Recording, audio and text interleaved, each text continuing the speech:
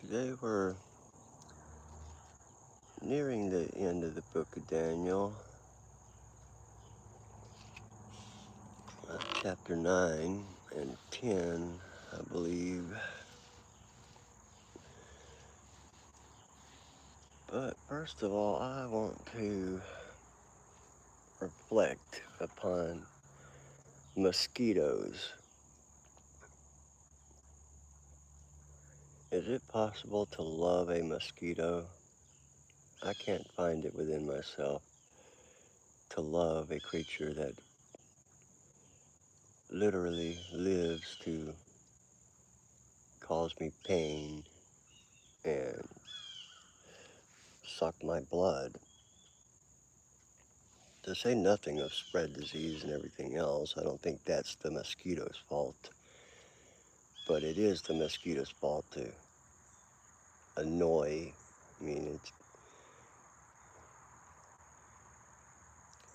I realize it's just doing what it does to survive, but it's very hard to love a mosquito.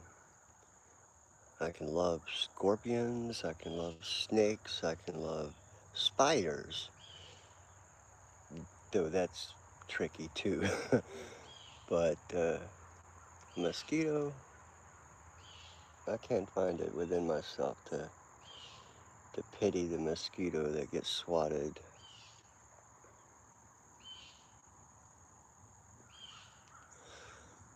Perhaps that's something for a Buddhist. I personally, and I hate to say it, wish there were no such thing. I don't know that they do anything for anything but themselves. I guess they provide food for bats or something. Lord knows we need more bats, more pandemics for that matter. Good morning, Candida. Just reflecting upon mosquitoes and how much I hate them. But the point is an hour of Bible study first thing in the morning with a coffee and cigarette. But those are my vices. In any case, Daniel chapter 9. Let's jump in and find something to talk about. Just captioned in my King James Version app, as is my wont to read from, the time of restoration. In verse 1, in the first year of Darius, the son of Ahasuerus, that's a tricky one, Ahasuerus. I'm not even going to try to get that one right. Of the seed of the Medes, which was made king over the realm of the Chaldeans, in the first year of his reign, I, Daniel, understood by books the number of the years, whereof the word of the Lord came to Jeremiah the prophet, that he would accomplish 70 years in the desolations of Jerusalem. What's up, Jake?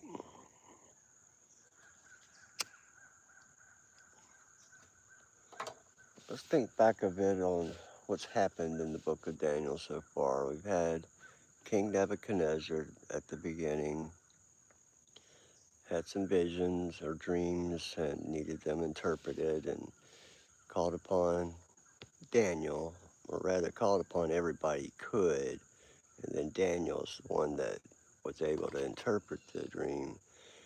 Rather, God was able to through Daniel. In any case, that gave Daniel favor with the king. And then we went on to discuss the fiery furnace, Meshach, Abednego, and I always struggle remembering the last guy's name.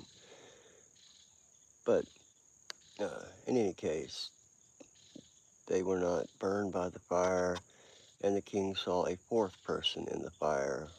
Fourth person may not be the right word, but a form of a man who he described as the Son of God. Uh,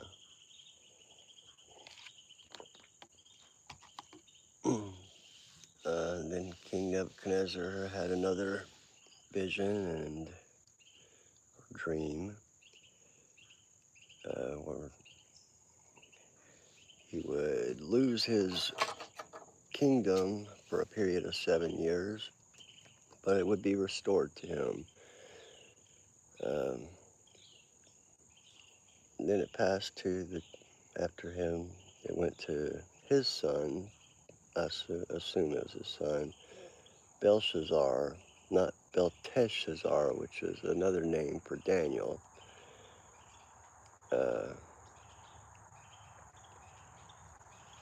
And we discussed some visions that Daniel had during the reign of Belshazzar. But this chapter is in the first year of Darius, the son of Ahasuerus. How, what, James?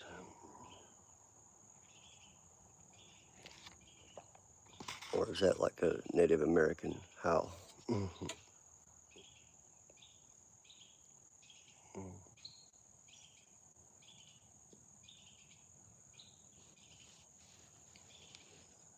I mean, I'm realizing that probably nobody has,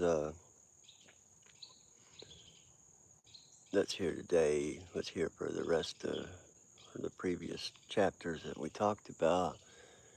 To start with, let's think, how did Daniel and the king come about?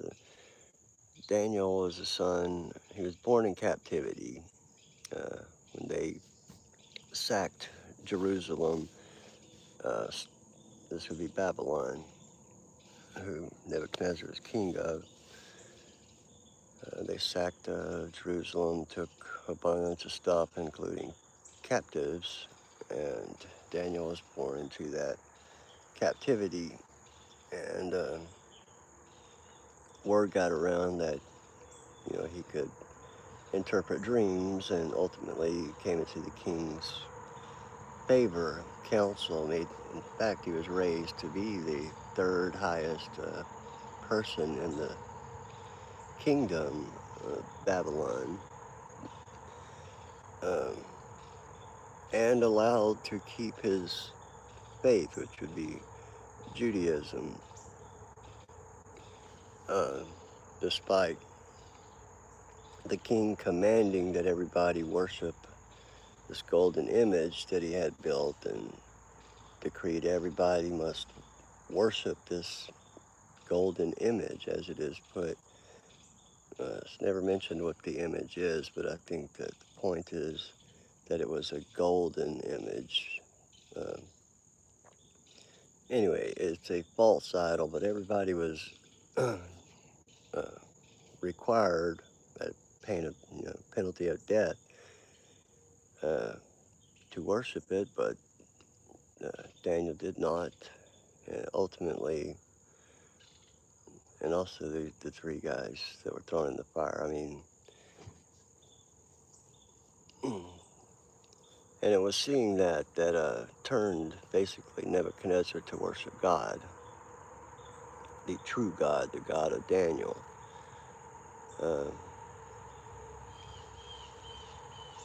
But ultimately, Daniel prophesied or interpreted that the kingdom would be split between the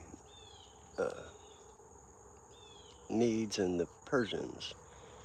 And we're at this point Daniel is speaking in the first person of during the reign of Darius, which was of the seed of the Medes, which is, you know, as we heard earlier in the book,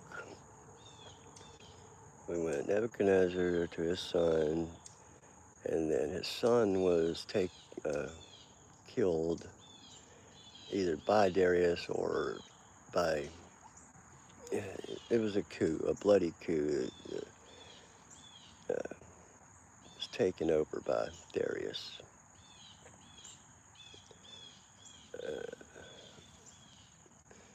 Anyway, let's read on where we're at here. Verse 3. And I set my face unto the Lord God to seek by prayer and supplications with fasting and sackcloth and ashes, which I think we all understand what fasting is. It's the idea of not eating, depriving yourself, and showing that enduring discomfort, which is also what sackcloth would be. It's a very uncomfortable fabric, if you will.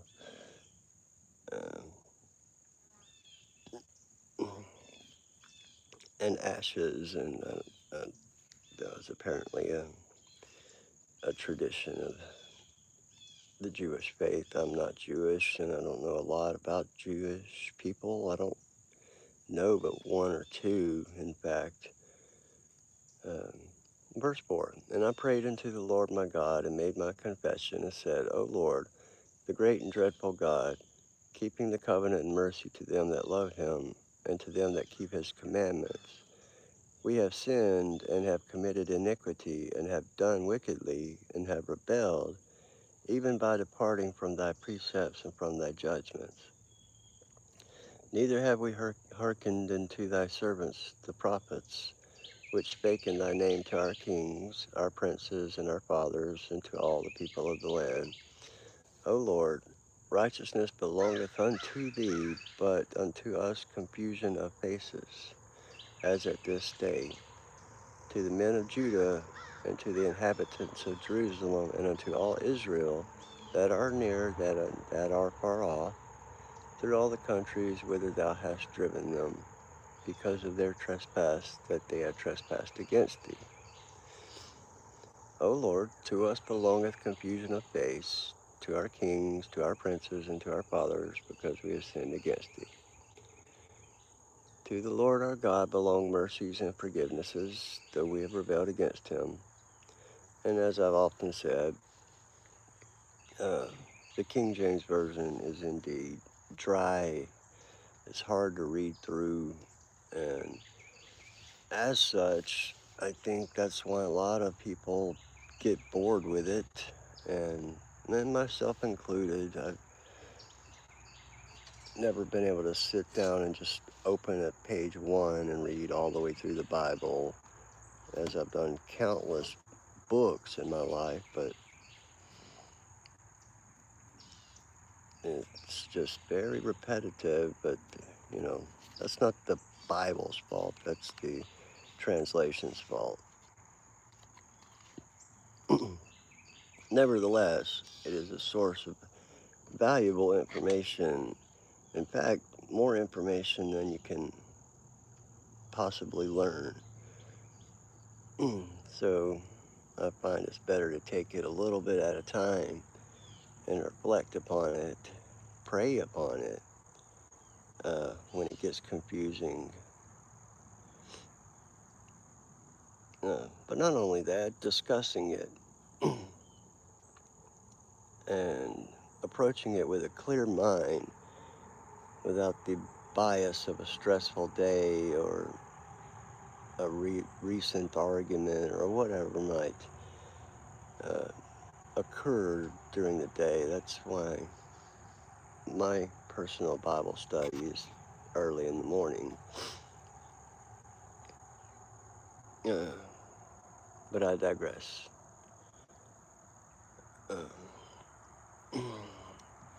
I believe we are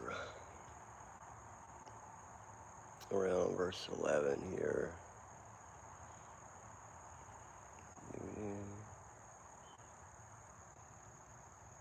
Well, verse 10, neither have we obeyed the voice of the Lord our God to walk in his laws, which he set before us by his servants the prophets. Yea, all Israel have transgressed thy law, even by departing, that they might not obey thy voice. Therefore the curse is poured upon us, and the oath that is written in the law of Moses, the servant of God, because we have sinned against him. And he hath confirmed his words which he spake against us, and against our judges that judged us, by bringing upon us a great evil. For under the whole heaven hath not been done as hath been done upon Jerusalem. I mean, we go back to the story of Moses, where they wandered the desert for 40 years. They're finally, the Jews were a nomadic nation, but they're finally given a home, Jerusalem, promised land, and it gets taken from them. Basically, the Jews were, although God's chosen people, no original thoughts, no, the Bible is not my book.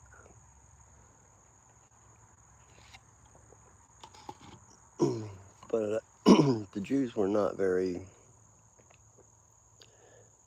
faithful. They were indeed, every time they got a chance, they were worshiping false idols and doing all kind of stuff, such as when Moses was talking to God upon Mount Sinai and received the commandments, and he comes down and sees them worshiping statues of, Baal, of cows, whatever.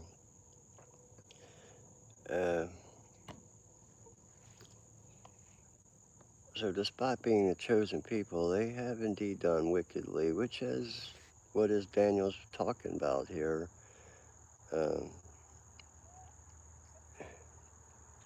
But despite all of their sins and all of their transgressions, he's never abandoned his people, God, that is.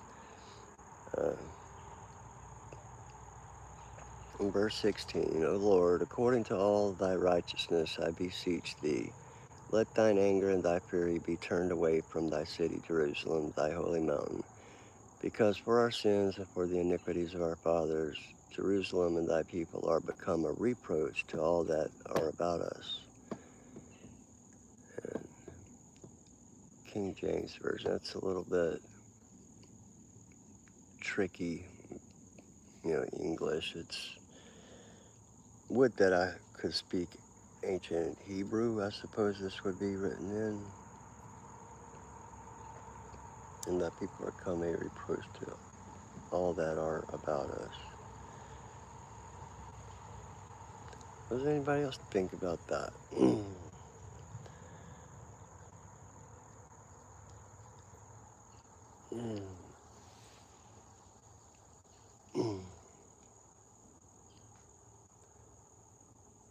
Indeed, the Jews are persecuted endlessly. Is Daniel saying that they've earned that persecution? In any case, he's in prayer and he's talking to God and saying these things. Let's let him continue his thoughts. Verse 17. Now therefore, O our God, hear the prayer of thy servant and his supplications, and cause thy face to shine upon thy sanctuary that is desolate for the Lord's sake. I'm hearing that he's lamenting the sack of Jerusalem, and he wants it back, wants it to be home for the Jews as it was. Verse 18, O my God, incline thine ear and hear, open thine eyes, and behold our desolations in the city which is called by thy name. For we do not present our supplications before thee for our righteousness, but for thy great mercies. Indeed, they do not deserve anything, uh, but the Lord is merciful. I can tell you that. Uh, in 2010, I was injured greatly, a very terrible accident, and now I'm not. Basically, I'm healthier than I've ever been. Indeed, but it's not about me.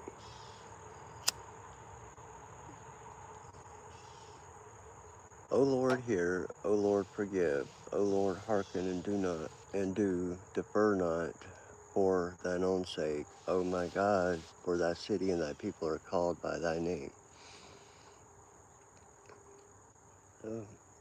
So he's praying for God to have mercy on Jerusalem. That's really the essence of it, even though they don't deserve it. Um, so I guess here's the turning point. Verse 20. And whiles I was speaking and praying and confessing my sin and the sin of my people Israel, and presenting my supplication before the Lord my God for the holy mountain of my God, yea, whiles I was speaking in prayer, even the man Gabriel, whom I had seen in the vision at the beginning. We know Gabriel, right? It's interesting that he's called the man Gabriel, but male angel, I guess man works. Whom I had seen in the vision at the beginning, being caused to fly swiftly, touched me about the time of the evening oblation. Uh, Oblation is a word I wouldn't expect everybody to understand. I don't understand really well. I believe that would just be evening prayers and uh,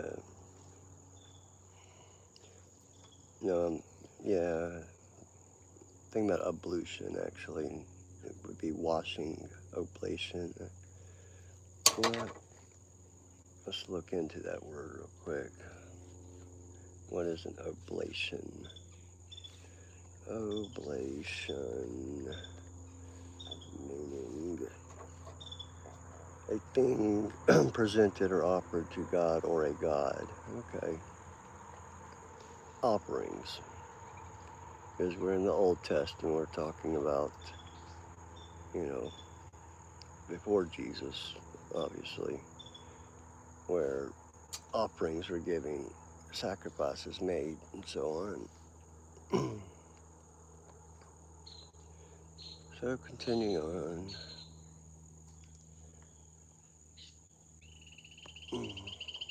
Uh, verse 22. And he informed me, that be Gabriel, and talked with me and said, O Daniel, I am now come forth to give thee skill and understanding. At the beginning of thy supplications the commandment came forth, and I am come to shew thee, for thou art greatly beloved. Therefore understand the matter and consider the vision. That's we talked about some visions that Daniel had, basically concerning the end of time. Uh, how a great nation that spanned the entire world, uh, represented by a great beast that was horrible compared to the previous three beasts, three nations or governments, if you will. Um, but let's finish out the chapter and then think about it. Verse 24, 70 weeks are determined upon thy people and upon thy holy city to finish the transgression and to make an end of sins and to make reconciliation for iniquity and to bring in everlasting righteousness and to seal up the vision and prophecy and to anoint the most holy. Know therefore and understand that from the going forth of the commandment to restore and to build Jerusalem unto the Messiah, the Prince shall be 7 weeks, and 62 weeks, which is to say 7 and 60, which would be 67 and 2 weeks, 69 weeks. The street shall be built again, and the wall, even in troublous times. And after 62 weeks shall Messiah be cut off, but not for himself. And the people of the prince that shall come shall destroy the city and the sanctuary, and the end thereof shall be with a flood. And unto the end of the war desolations are determined. And he shall confirm the covenant with many for 1 week, and in the midst of the week he shall cause the sacrifice and the oblation to cease. And for the overspreading of abominations he shall make it desolate, even until the consummation, and that determined shall be poured upon the desolate. This is a very tricky explanation. This is the understanding that was given to Daniel.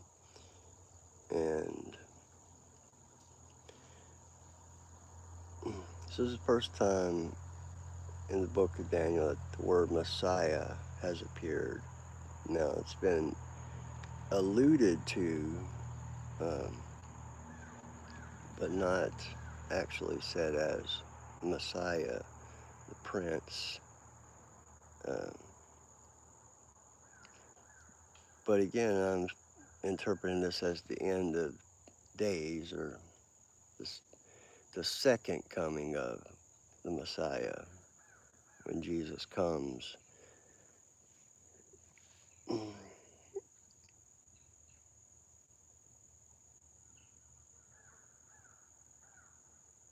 Basically, the destruction of Jerusalem.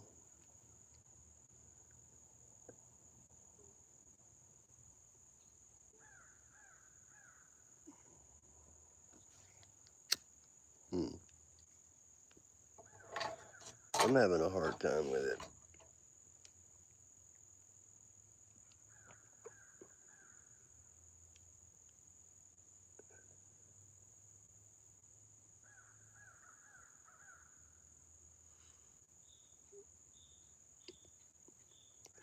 Okay.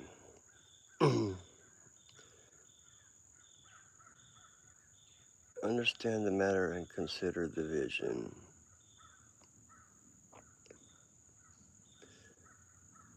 I'm not a preacher. I didn't go to any kind of seminary or anything beyond just like basic Alabama Bible study in church. I have no formal education in any religious matters, really.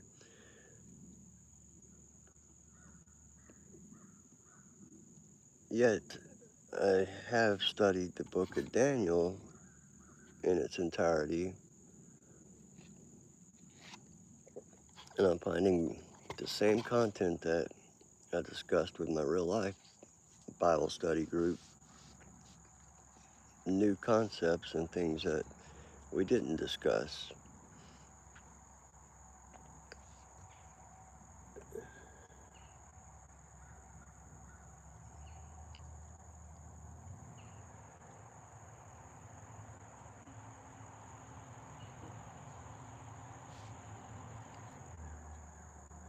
Honestly. And that's Daniel chapter 9, the time of restoration is his caption.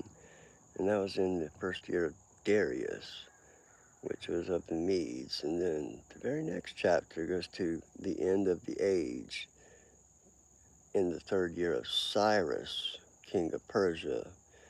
As was foretold earlier, the kingdom would be halved, or given half to Darius or to the Medes and half to the Persians.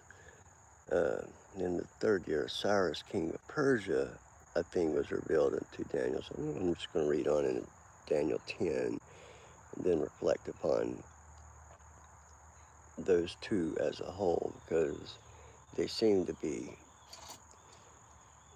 two sides of the same prophecy.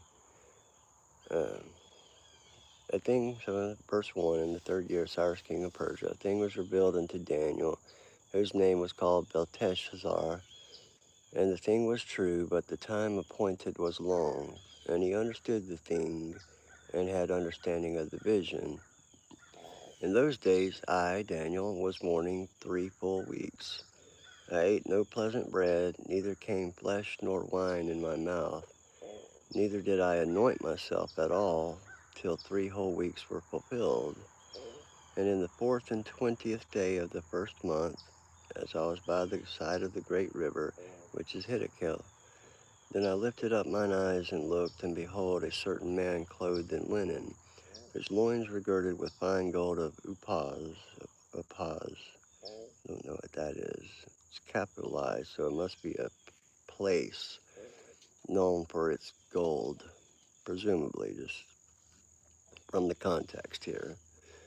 His body also was like the beryl, which is a stone, um, and his face as the appearance of lightning, and his eyes as lamps of fire, and his arms and his feet like in color to polished brass, and the voice of his words like the voice of a multitude.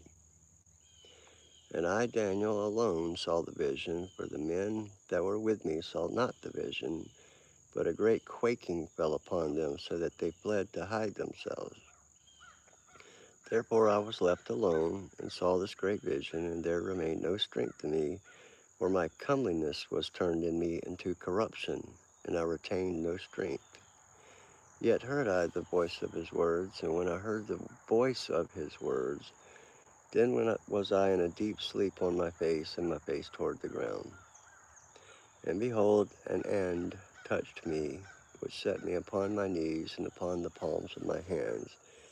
And he said unto me, O Daniel, a man greatly beloved, understand the words that I speak unto thee, and stand upright, for unto thee now I am now sent. Am I now sent? And when he had spoken this word unto me, I stood trembling. Then said he unto me, Fear not, Daniel, for from the first day that thou didst set thine heart to understand and to chasten thyself before thy God, thy words were heard, and I am come for thy words. But the prince of the kingdom of Persia withstood me 21 days. But lo, Michael, one of the chief princes, came to help me, and I remained there with the kings of Persia. Now I'm come to make thee understand that what shall befall thy people in the latter days, for yet the vision is for many days. And when he had spoken such words unto me, I set my face toward the ground, and I became dumb. And behold, one like the similitude of the sons of men touched my lips. Then I opened my mouth and spake, and said unto him that stood before me, O my Lord, by the vision my sorrows are turned upon me, and I retain no strength. For how can the servant of this my Lord talk with this my Lord? For as for me, straightway there remained no strength in me, neither is there breath left in me. Then there came again and touched me one like the appearance of a man, and he strengthened me and said, O man greatly beloved, fear not, peace be unto thee, be strong, yea, be strong. And when he had spoken unto me, I was strengthened and said, Let my Lord speak, for thou hast strengthened me. Then said he, Knowest thou wherefore I come unto thee? And now will I return to fight with the prince of Persia.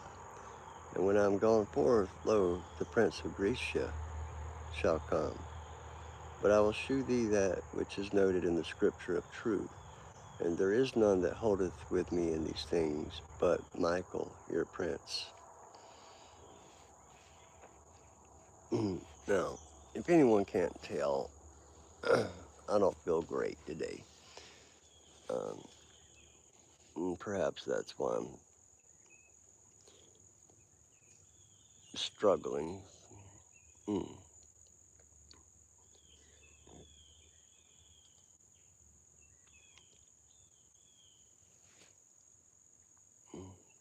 But what I'm seeing and what's standing out at me is in these two brief chapters, we've seen reference to not only a Messiah by the name Messiah, but also reference to two angels, uh, Gabriel and Michael.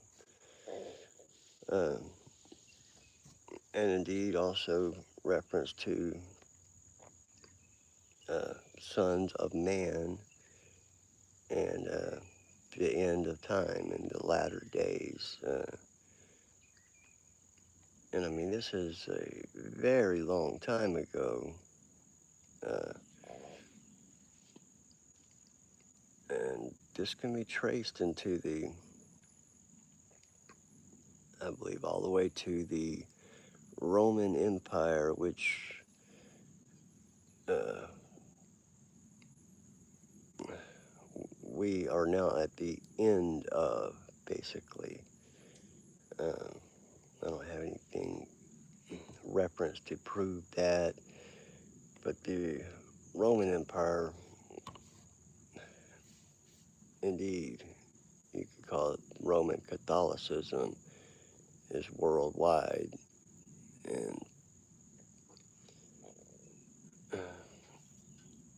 I believe that's going to be our final kingdom, the great disgusting, I don't mean to call Catholicism disgusting, but what we're doing as a world is pretty disgusting.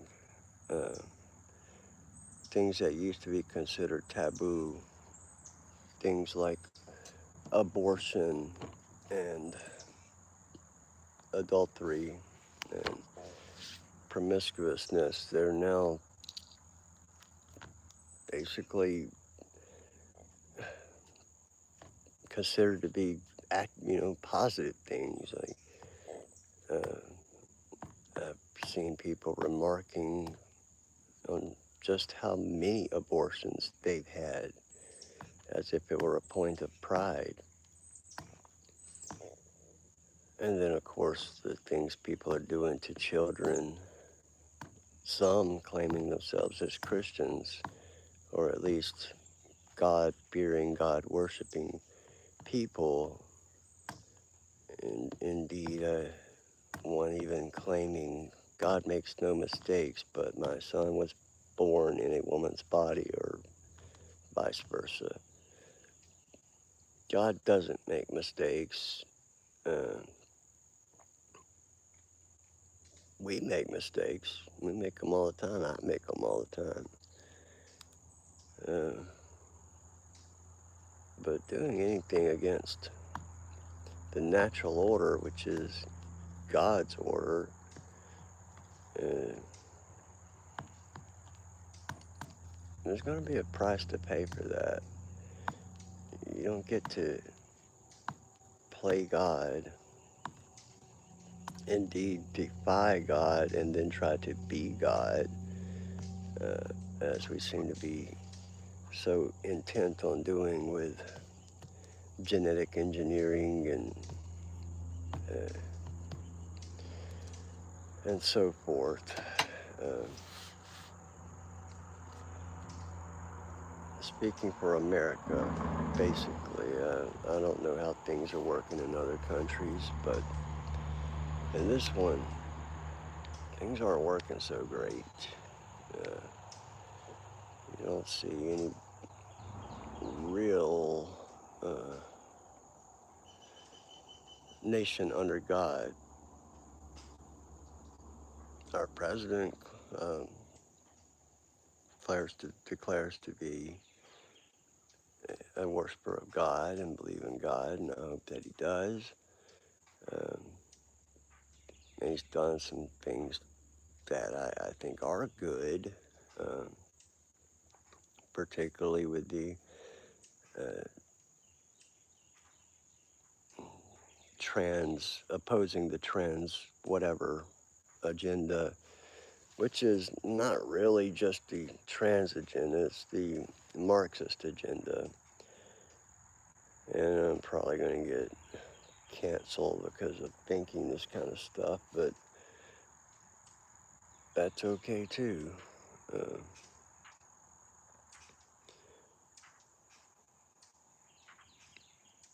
Karl Marx, who wrote the Communist Manifesto, was taught to me in school basically to be an important person that I should learn to, or should at least respect, if not, embrace, which is to say they were promoting communism, whether they knew it or not, to young people.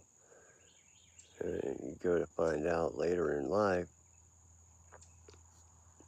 the Marxists, the agenda set by the Communist Manifesto is to get rid of religion, to get rid of the nuclear family, to make everybody indebted to the government, indeed, to make them worship the government, rely on it for everything, for their communications, for their food, for their transportation, for their financial, transactions. Uh, I'm seeing that played out despite the capitalist idea that we have. I'm still seeing it in a Marxist agenda unfold. In any case, I apologize for being in a rough shape this morning. Uh,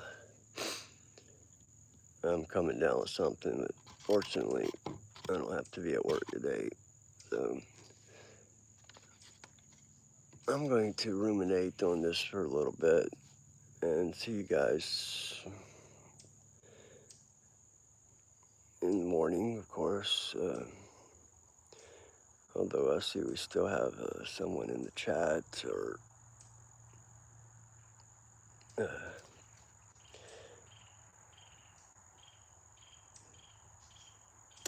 if you're still there and care to throw a couple of remarks, I'd be happy to discuss them with you.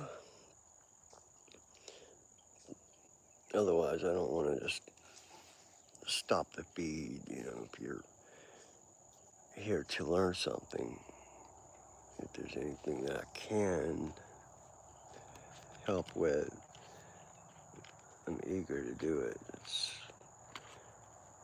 what we're called to do as Christians. As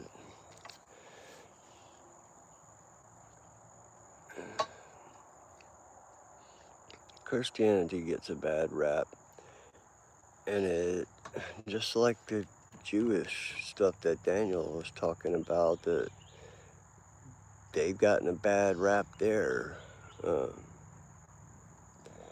and they brought it upon themselves, just as Christians have brought it upon themselves by going around telling everybody, you're going to hell, you're a sinner, implying that they are not sinners, we are all sinners. And that's why I don't hide the cigarettes and things like that. Uh, I'm just a guy trying to figure out this world, but I have figured out what I believe in spiritually.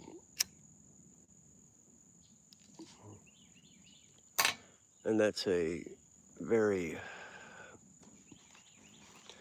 very comforting thing, and not have to worry about afterlife and what's going to happen and is there a God. It's quite obvious there is. I could point out many examples if anybody were to want them.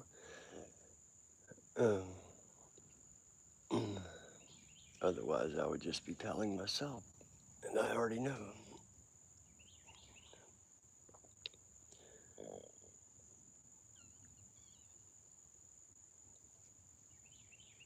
All right. In any case, thank you all. You all have a good day. God bless you all. Thank you for visiting the God Hour Live. We'll be doing it again in the morning and concluding the book of Daniel. At which point we're going to do some, not random, but some suggestions that I received of certain chapters. Uh, not entire books, because doing the entire book thing implies you have to be there for each session, and that's not always convenient for everybody, including myself. But we did do Matthew and we did do Daniel, which are two of the most significant uh, books of the Bible, in my opinion. This is just me thinking.